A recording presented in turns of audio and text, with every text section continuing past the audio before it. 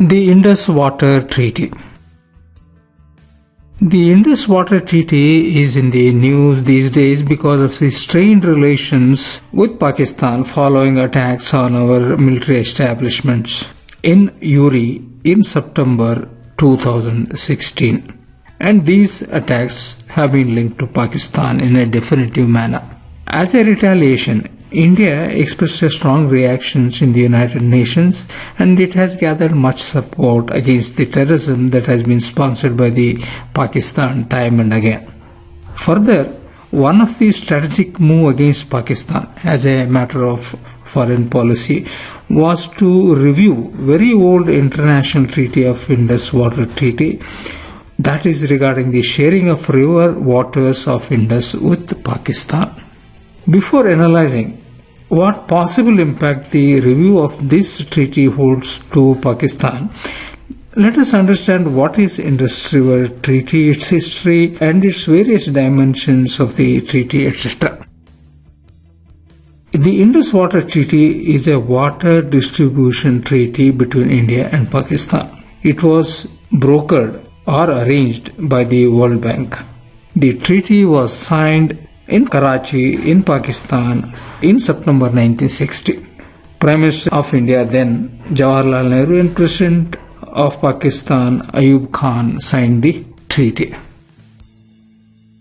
Now, according to this agreement, control over the three eastern rivers, that is, the Bias, the Ravi, and the Satluj, was given to India. Whereas the control over three western rivers, that is the Indus, the Chenab, and the Jhelum, was given to Pakistan. More controversial, however, were the provisions on how the waters were to be shared. That aspect remained little vague. Since the Pakistan's rivers flow through India first, the treaty allowed India to use them for irrigation, transport, power generation. It also laid down precise regulations for Indian building projects along the way. This treaty was a result of Pakistani's fear that since the source of the rivers of the Indus basin were in India, it could potentially create droughts and famines in Pakistan, especially at the time of war. Since the ratification of the treaty in 1960, India and Pakistan have not engaged themselves in any water wars as such. Most of the disagreements and disputes on this matter have been settled via legal procedures so far. That is, Permanent Indus Commission is there and they are operating within the framework of the treaty. The treaty is considered to be one of the most successful water sharing endeavors in the world today. But many experts have expressed the need to update the certain technical specifications and also expand the scope of the document so that the climate change aspect is included in the treaty. As per the provisions in the treaty, the India can use at present only 20% of the total water that is carried by the Indus River. Now let us understand some details of the provisions of the treaty. The Indus system of rivers comprises basically three western rivers, that is the Indus, the Jhelum, and the Chenab, and also three eastern rivers, that is the Satluj, Bias, and Ravi, as discussed earlier. The Indus River Treaty envisages the sharing of waters of the rivers Ravi, Bias, Satluj, Jhelum, and Chenab, and all these rivers join the Indus River on its left bank, that is eastern side in Pakistan. According to this treaty, Ravi, Bias, and Satluj rivers, which constitute the eastern rivers, they are allocated for exclusive use by India, that is before they enter the Pakistan. However, a transition period of 10 years was permitted in which India was bound to supply water to Pakistan from these rivers, and that was to enable Pakistan to build the canal system for utilization of these waters of Jhelum, Chenab, and Indus itself, and that was allocated under the treaty. Similarly, Pakistan had exclusive use of the western rivers, that is Jhelum, Chenab and Indus. Pakistan also received one-time financial compensation for the loss of waters from the eastern rivers. Now, since March 31st, 1970, that is after the 10-year moratorium, now India has secured a full rights for the use of waters of these three rivers allocated to it. As you can understand, the treaty basically resulted in partitioning of the rivers rather than sharing of their waters in terms of volume. Both the countries, India and Pakistan, agreed to exchange the data and cooperate in the matters related to the treaty. For this purpose, the treaty creates the Permanent Indus Commission with a commissioner appointed by each country. Now let us understand the geographical significance of the rivers. The waters of Indus Basin begin in Tibet and the Himalayan mountains in the states of Jammu and Kashmir and Himachal Pradesh. They flow from the hills through the states of Punjab, Himachal Pradesh and Jammu and Kashmir and Sindh, and they converge in Pakistan and they empty in the Arabian Sea south of Karachi, where once there was only a narrow strip of irrigated land along these rivers.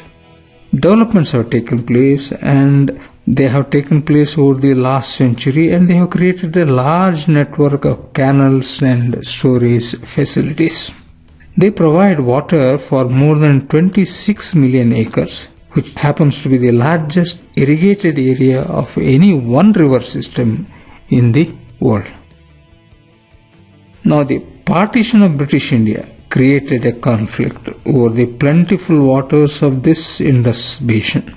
The newly formed states were at odds or at confusion as to how to share and manage what was essentially a cohesive and unitary network of irrigation. Furthermore, the geography of the partition was such that the source of rivers of the Indus Basin were in India. And as said earlier, Pakistan felt its livelihood was threatened by the prospect of Indian control over these tributaries. And these tributaries fed water into Pakistani portion of the basin, where India certainly had its own ambitions for the profitable development on the basin. Pakistan felt, however, acutely threatened by the conflict over the main source of water that was required for its cultivable land. From the geographical point of view, from Indian point of view, there was nothing that Pakistan could do to prevent India from any of these schemes that the government of India planned so that it could divert the flow of water in the rivers. Therefore, Pakistan wanted to take the matter to the International Court of Justice, but India refused, arguing that the conflict required a bilateral resolution and not an international interference. However, the World Bank interfered, especially when India and Pakistan were on the verge of war over Kashmir. There seemed to be no possibility of negotiating this issue until the tensions got reduced. One way to reduce hostility, therefore, the world body thought would be to concentrate on the other important issues where a cooperation was possible. Progress in these areas, they thought, would promote a sense of community between the two nations, which might in time lead to a Kashmir settlement finally. From 1954 onwards, protracted discussions have taken place, and finally the treaty was signed by the leaders of the both countries in 1960, as said before. Now let us understand how the Permanent Indus Commission was formed and what are its functions and what role it is playing. The agreement set up the Permanent Indus Commission, as said before, to adjudicate any future disputes arising over the allocation of waters. The Commission survived 3 wars, and it provides an ongoing mechanism for consultation and conflict resolution through inspection and exchange of data and visits of the technical and other officers on the projects. The Commission is required to meet regularly to discuss potential disputes as well as cooperative arrangements for the development of the basin. Either party must notify the other party of the plans to construct any engineering works which would affect the other party, and it should also provide data about such works. And in case of disagreement, a neutral expert is called for the mediation and the arbitration. So far, neither side has initiated the projects that have created a controversy and that have not caused any functioning and smooth passage or abiding the basic nature of the treaty. So far, the Permanent Indus Commission has more or less functioned smoothly. Now let us see what are the India's options in the matter and what policies it can adopt in order to effect Pakistan for a peaceful existence. In the past, Pakistan has been using the treaty to pursue a water war strategy against India. The strategy centers on repeatedly invoking the Indus Water Treaty's conflict resolution provisions so that it could internationalize any disagreement and put India in a spot. And this way it wanted to mount the pressure on India. In the past, Pakistan has initiated international intervention by invoking the treaty's conflict resolution provisions. However, as it can be seen from the geographical point of view and the nature of rivers and the projects, there has been an advantage for India.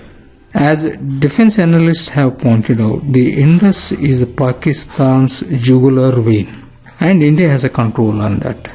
Because if India wishes to improve Pakistan's behavior and put a pressure and dissuade it from exporting more terrorists, it can hold out a credible threat for dissolving the Indus Water Treaty altogether.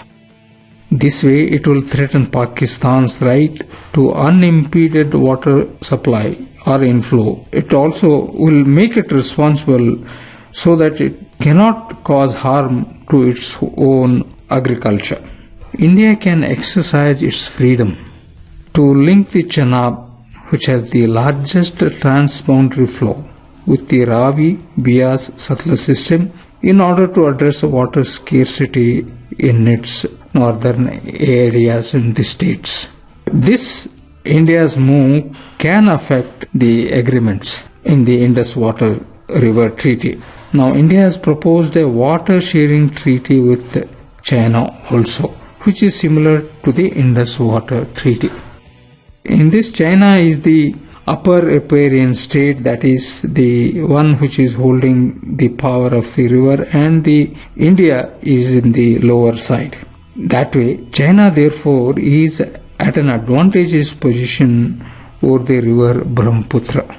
Theoretically, therefore, it can choose to withhold hydrological information, and it can go on building infrastructure, and it can intentionally prevent water from flowing downstream. And China also has been unwilling to provide details of hydropower projects.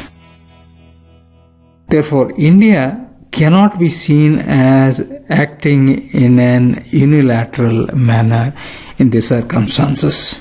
Experts also suggest that India has other options, such as making use of western rivers to put a pressure on Pakistan. Under the treaty, India can use the water from these rivers for domestic purposes, irrigation, and also for generating hydroelectric power. Another method of pushing Pakistan to corner would be to suspend the meetings of the Indus Water Commission altogether. This will effectively paralyze the implementation of the treaty agreement itself. Now, further, India can also use a third option to align itself with neighboring Afghanistan. This way, it will be helping Afghanistan to create infrastructure on the Kabul River which also flows into Pakistan, and it is through the Indus basin itself. Therefore, to conclude, the important points that are important to be remembered. Number one, the Indus Water Treaty was signed in September 1960 by the then Prime Ministers Jawaharlal Nehru and Pakistan's President Ayub Khan. It was arranged by the World Bank, and the treaty administers how river Indus and its tributaries that flow in both the countries could be utilized. According to the treaty, Bias, Ravi and Satluj are to be governed by India, while Indus, Chenab and Jhelum are to be taken care by Pakistan. However, since Indus flows from India, the country is allowed to use 20% of its water for irrigation, power generation and transport purposes. There is a permanent Indus Commission that was set up as a bilateral commission in order to implement and manage the treaty. The commission solves disputes arising over water sharing. The treaty also provides an arbitration mechanism to solve disputes amicably. Though the Indus originates from Tibet, China has been kept out of the treaty. If China decides to stop or change the flow of the river, it will affect both India and Pakistan as well. The climate change, meanwhile, is causing a melting of ice in Tibetan Plateau, and scientists believe that it will affect all these rivers in the future. It may be noted that both India and Pakistan are still at loggerheads over various issues since partition, but there has been no fight over the water of the Indus Treaty so far.